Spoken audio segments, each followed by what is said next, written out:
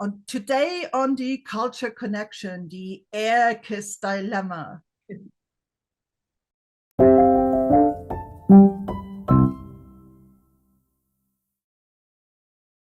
Welcome to another episode of the Culture Connection, where we bring you relatable stories of diversity. Hi, I'm Philomene, based in the Netherlands. And I'm Claudia from Luxembourg. I'm a certified intercultural trainer working with leaders and SME entrepreneurs.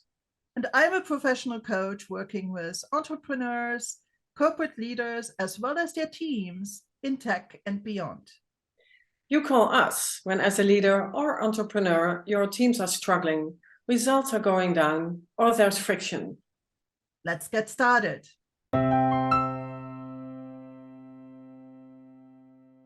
Yeah, thank you. The Airkiss Dilemma. Oh, goodness.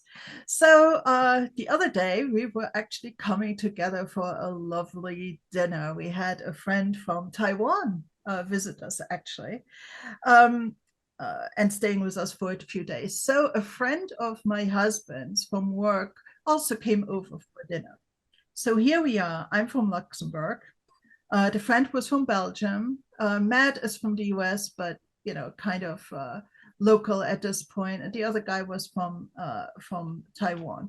So that's kind of the crowd we hang out with. But in any case, it goes about this gentleman from Belgium.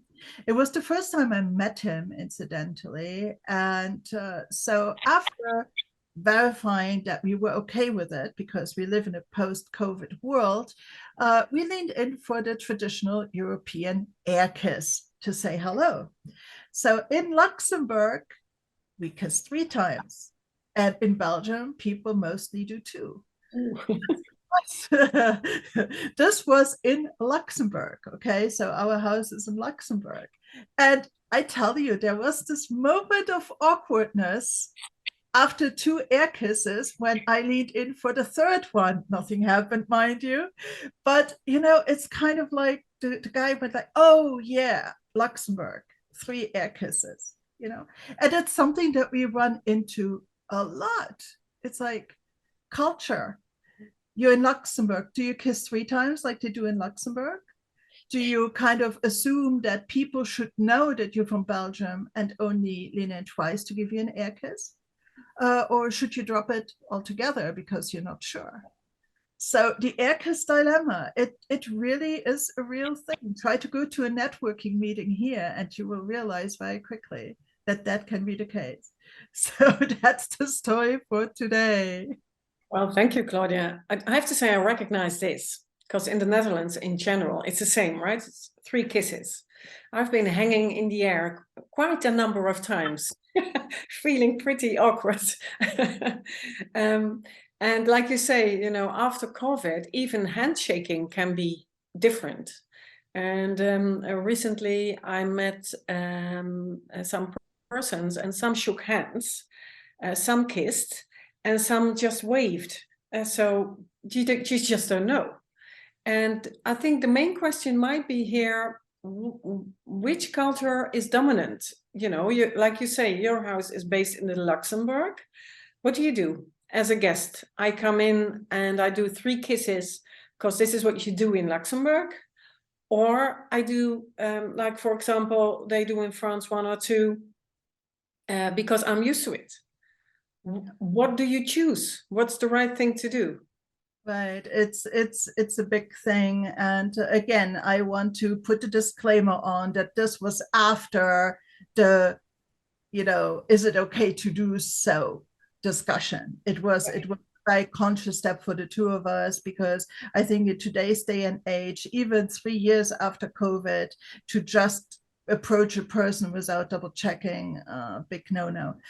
So we assumed that, yeah, we could say hi like that, and it took me unawares, because for me it was just my assumption that it would be 3 because we are in Luxembourg. And so here again, I think that it's just that we had this differing assumptions about the situation, and it also shows how our habits related to culture sometimes short circuit the thinking and the awareness about the situation. It's just what you do. If you lean in to air kiss somebody hello, you do it twice. It becomes part of essentially our habitual body, right? It's just what you do. And we don't necessarily even think about how many times shall we do this. It doesn't even come into our conscious awareness. Just these habits that are just prevalent. Yeah, like you say, assumption is dangerous. Well, you probably heard of the expression fish can't see water, right?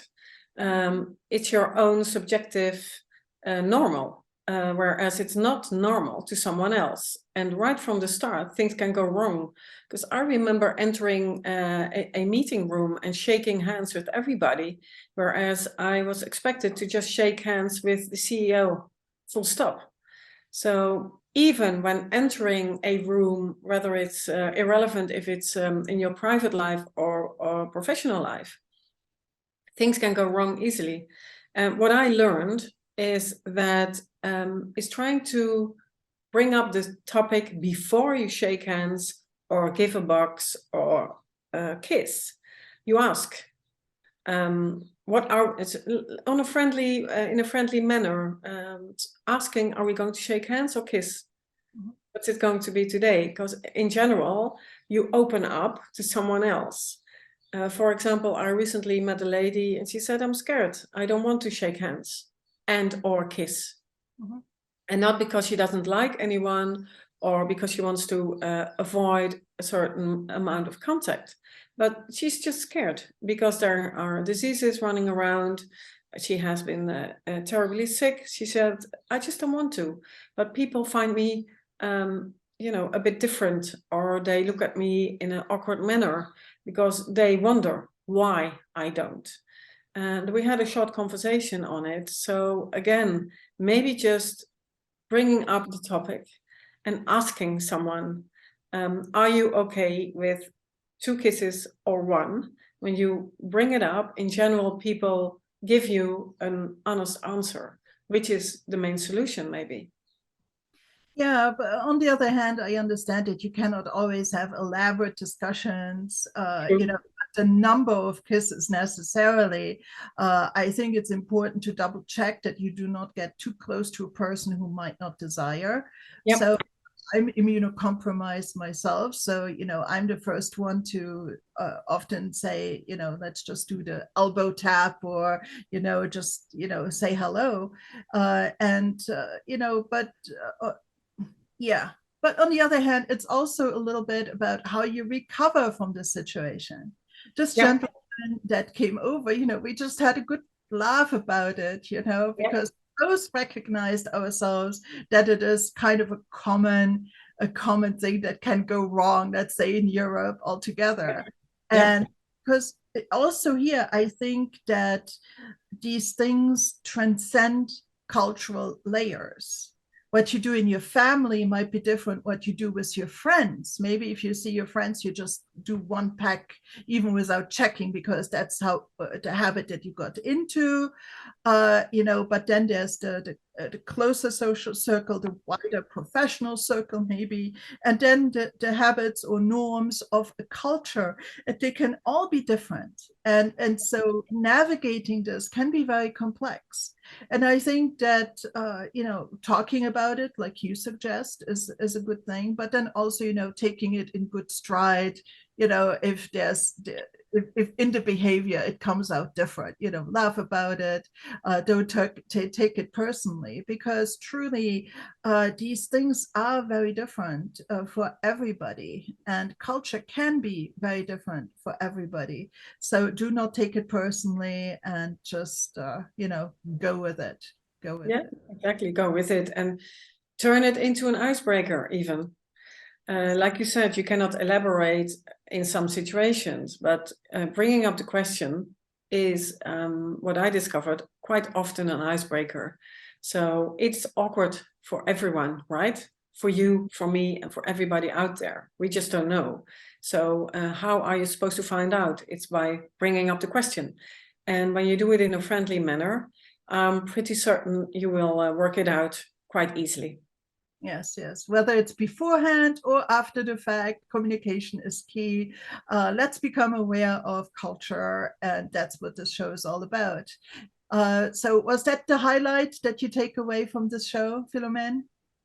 Well, the highlighted takeaway is that once again, I realized that assumption is dangerous, and never assume, but before you enter, give it some thought. That Yeah. might be the main lesson. Become aware of it, that other people might see the situation differently from you, and take it in good stride and talk about it if there is need to do so. Exactly. Fantastic.